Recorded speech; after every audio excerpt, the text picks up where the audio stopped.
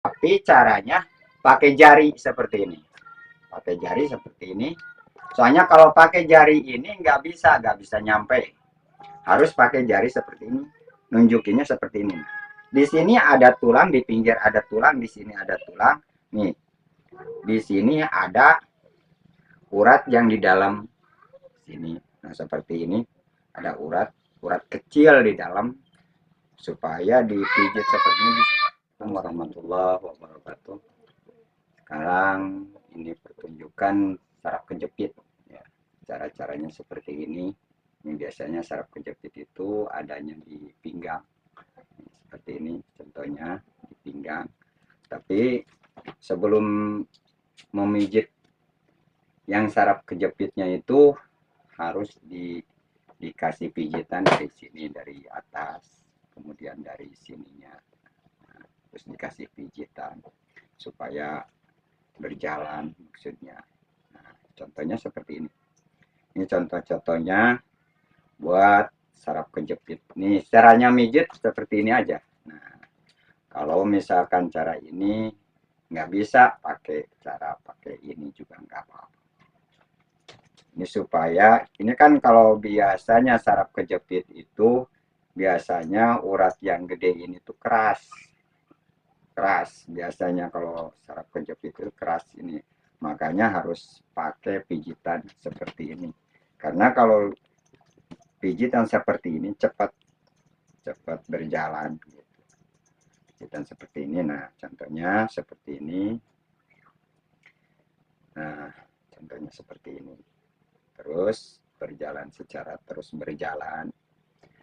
Nanti setelah berjalan ke sini, ininya di perut itu sebelah pinggir dipijit.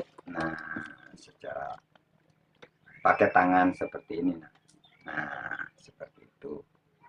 Kemudian yang sebelahnya lagi seperti ini. Nah, pijitannya seperti itu. Sama juga.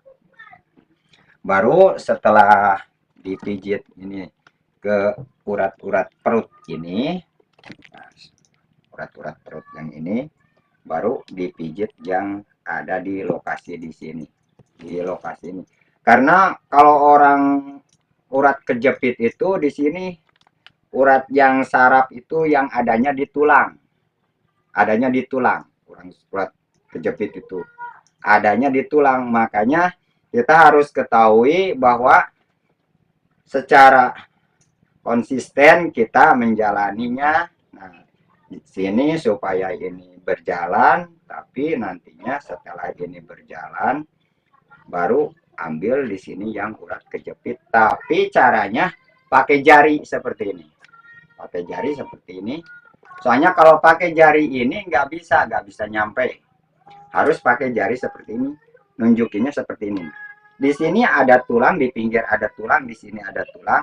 Nih, di sini ada urat yang di dalam sini. Nah, seperti ini ada urat kecil di dalam supaya dipijit seperti ini harus hancur.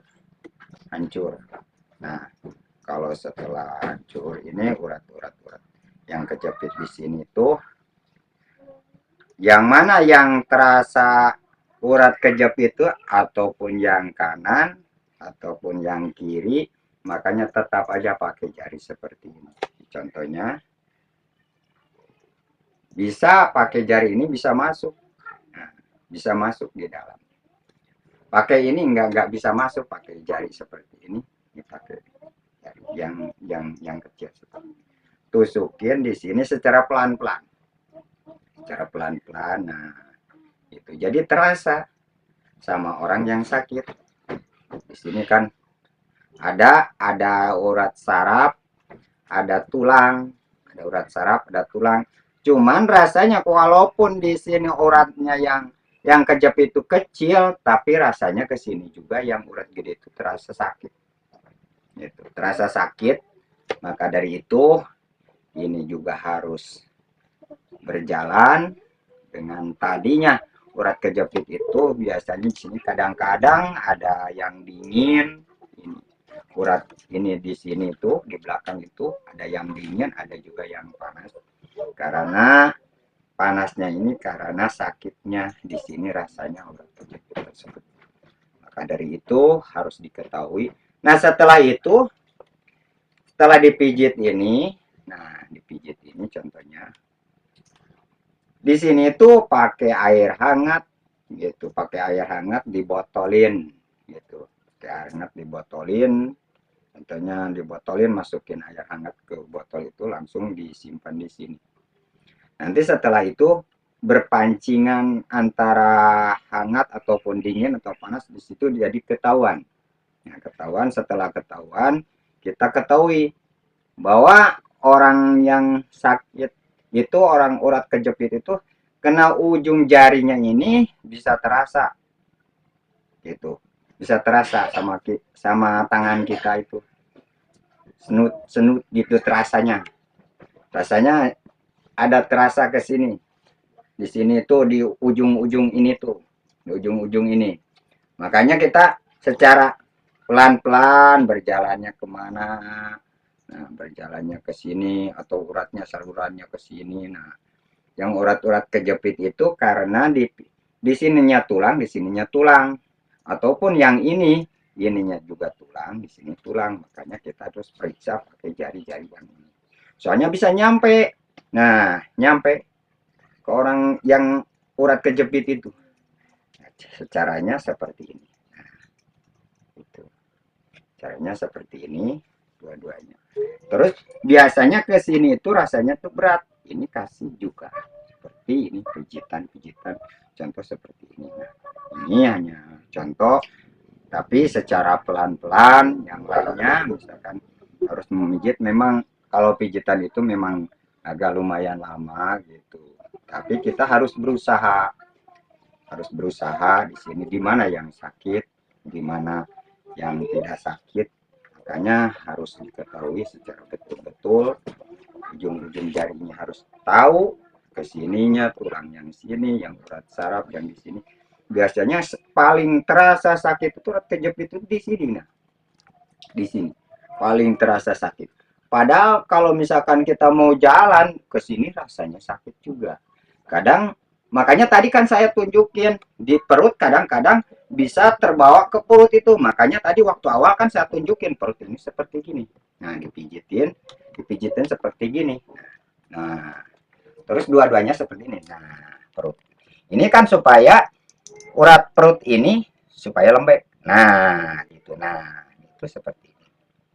Itu dipijitin, terus dipijitin lagi. Nanti di sini terasa. Orang itu tadinya rasanya itu panas, kadang-kadang terasa senut-senut. Setelah nggak ada senut-senut, berarti itu mau sembuh. Gitu. Ataupun secara pelan-pelan kita konsisten dulu, nggak dulu sampai pakai ini, pakai tangan ini juga di sini bisa juga buat permulaan, bisa juga seperti gini. Nah, seperti ini bisa juga, boleh juga supaya urat-urat yang gede ini bisa bertahan, nantinya bisa ketahuan bahwa di dalam urat ini tuh ada urat kejepit gitu. Ada urat kejepit di sini. Nah, gitu.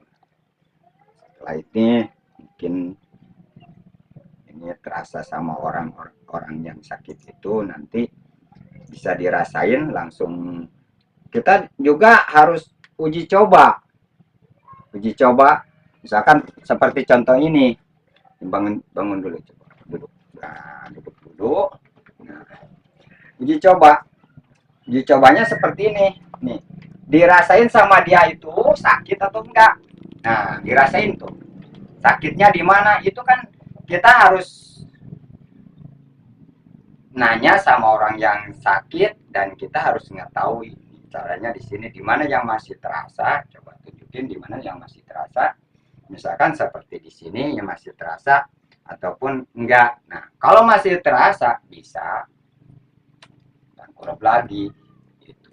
Langsung periksa lagi. Terus aja begitu berulang 3 kali ulang. 3 kali bangun langsung kayak tadi yang pertama, bangun kayak tadi yang pertama.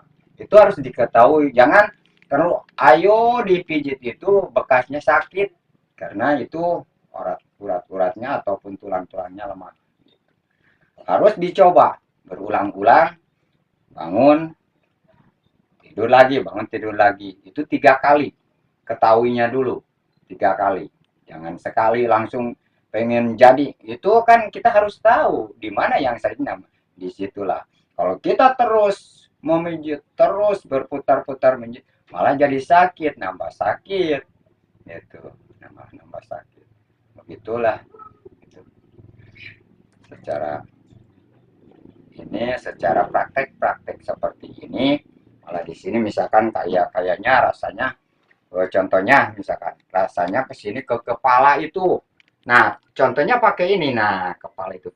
Nah, seperti ini. Ini contohnya. Kalau mijit kepala itu gak usah pakai keras gini. Wah, gak usah. Contohnya ini. Mijit kepala itu seperti ini aja, pelan. Tapi pengen keras. Nah, diangkat. Nah, kepalanya diangkat.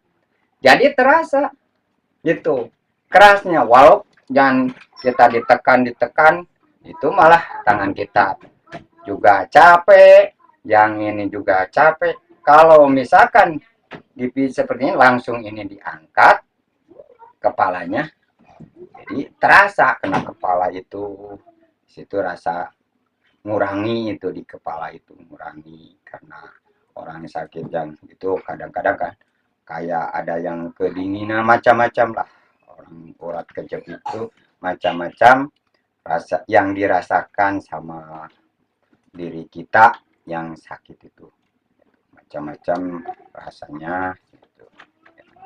Ya segitu aja dulu, nanti kita sambung lagi dari yang lainnya, mudah-mudahan ini ada manfaatnya. Assalamualaikum warahmatullahi wabarakatuh.